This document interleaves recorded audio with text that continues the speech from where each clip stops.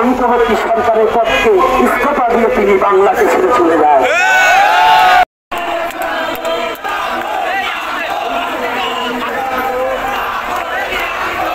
বাংলায় থাকবো, আমাদেরকে কেউ বাংলাদেশ ছাড়ার কথা চেষ্টা করলে তার অন্তর্বর্তী ছেড়ে চলে যেতে হবে।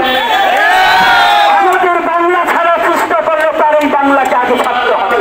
আমাদের ভারতের দালাল, তারা পাকিস্তানের দালাল, আমরা ভারতের দালাল নই। ভারত আমাদের তীর্থভূমি।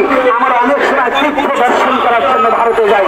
তাহলে ভারতে যদি যাই, ভারতের অনেকের মন্ত্রীর সাথে, অনেক সাধুর সাথে আমাদের দেখা করতে হয়। তাহলে সাধুর সাথে দেখা করলেই, যদি আদিত্যনাথের সাথে দেখা করলেই আমরা ভারতীয় নয়, আমি বাঙালি। সাধু, তার সাথে দেখা করার অধিকার আর একজন সাধু থাকতেই পারে, একজন ধর্ম প্রচারকে থাকতেই পারে। কুশল বরণ চক্রবর্তী যখন পুরস্কার পেতে গিয়েছিল, সেই ছবিটাকে ভাইরাল করে তাকে বলা হচ্ছে যোগী আদিত্যনাথ দালাল। আমরা কখনো বাংলার সাথে বেইমানি করলে যাবে সনাতনী জাতি।